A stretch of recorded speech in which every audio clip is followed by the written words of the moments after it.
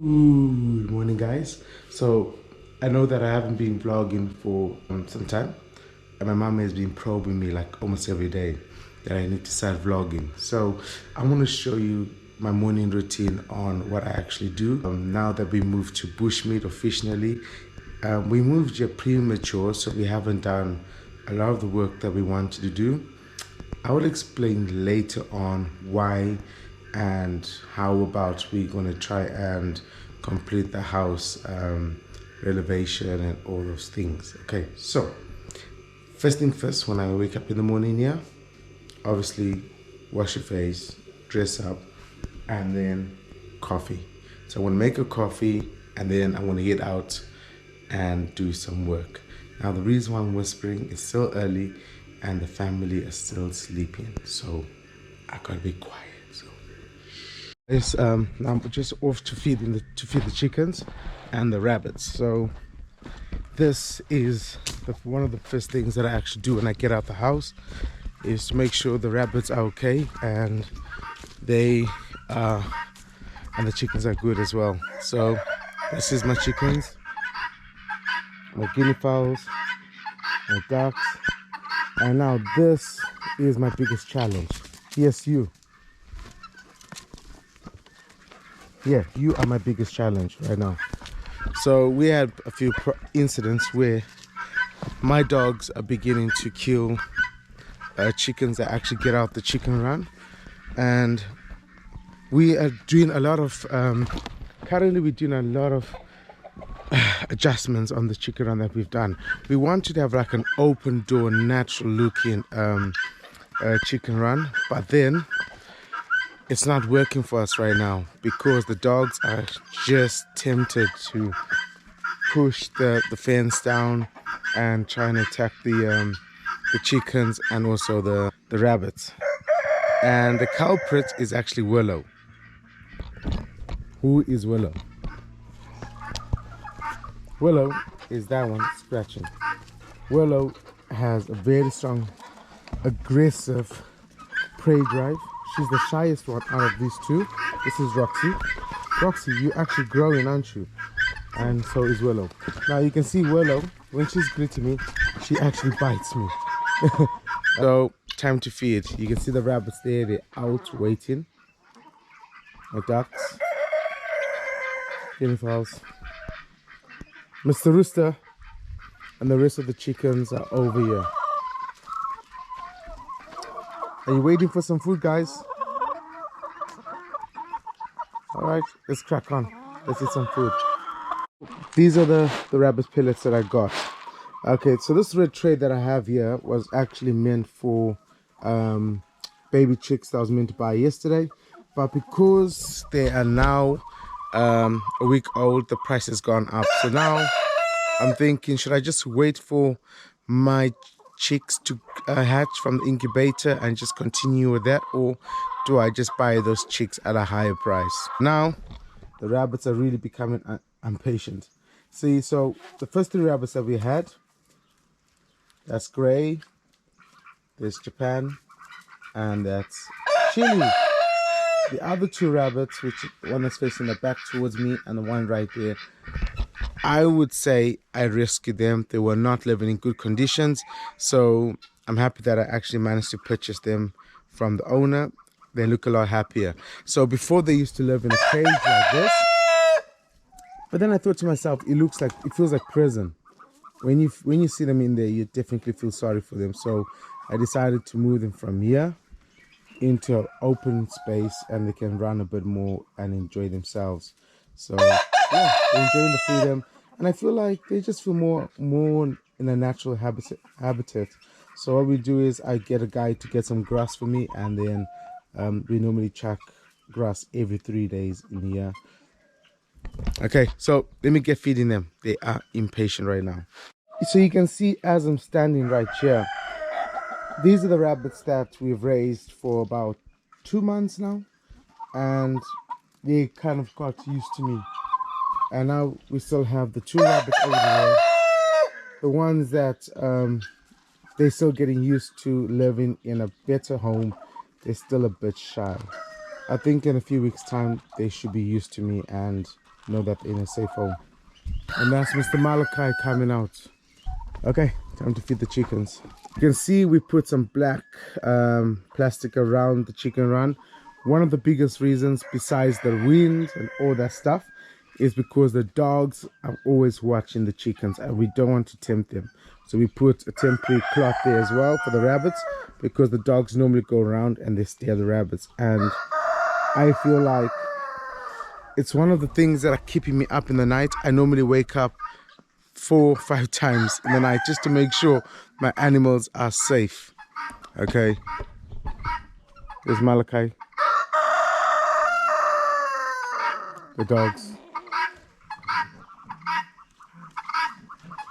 and feeding time.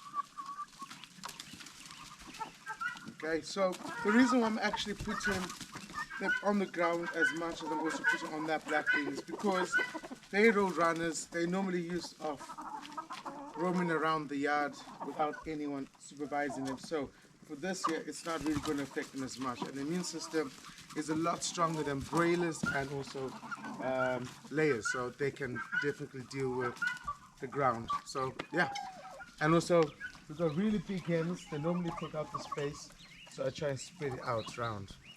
We'll buy more stuff later, but we are starting slowly.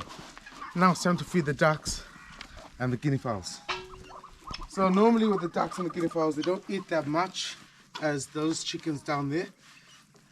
Same thing, because we got guinea fowls, I normally just splash them around because they're a lot shyer and they won't go to that dish for some reason. So I just splash the food around.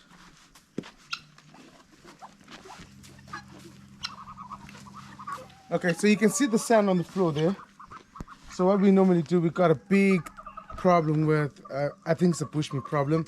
We got loads of termites. So what I do is I dig the termites out, bring them here, and the guinea fowls love the termites and the chickens. So normally, that's all I do. Bring them, smash them, and then later on we'll pick them up, throw them away.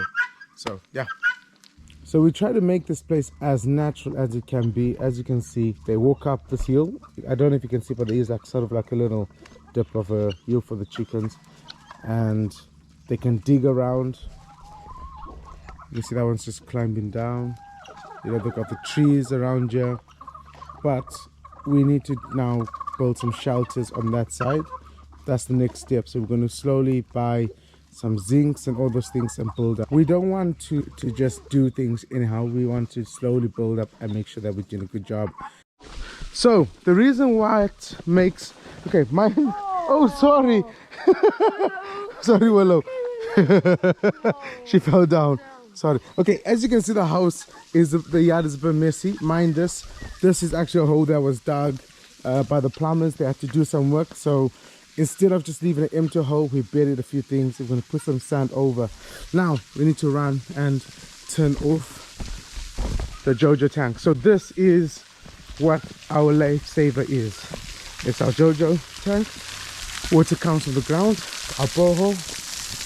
Need to turn it off. We'll have a free shower. Morning. How are you?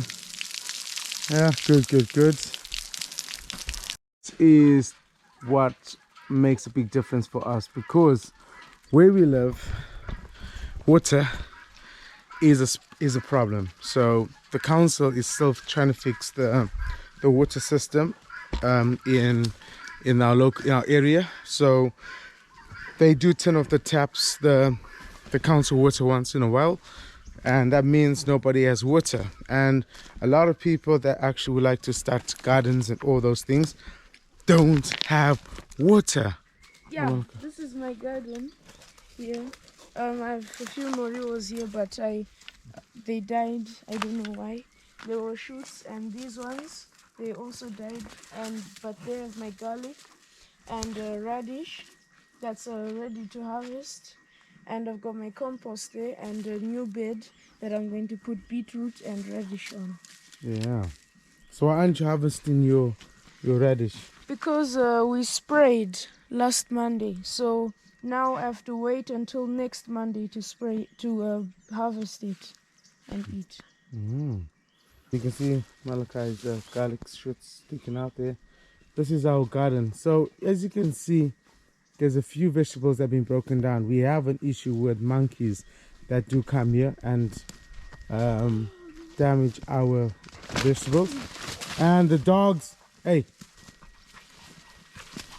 all they do is play. So yeah, we do have monkey problems and they do break our vegetables. We have hired somebody now that's going to be doing the garden and making sure the yard is clean. So the biggest product that we have is our bees. We put these here the day before yesterday, our beehives. So this is the first one that we had put. I was told just to keep an eye if there's any bees. We do have some bees on that side. Let's go have a look. I hope they wouldn't just take in the sweet stuff that we put in to attract them. So that's the hive right there. Now, I don't want to start with bees. So I don't know what the best way is to check if they're in there. But maybe wait for a few minutes and just watch.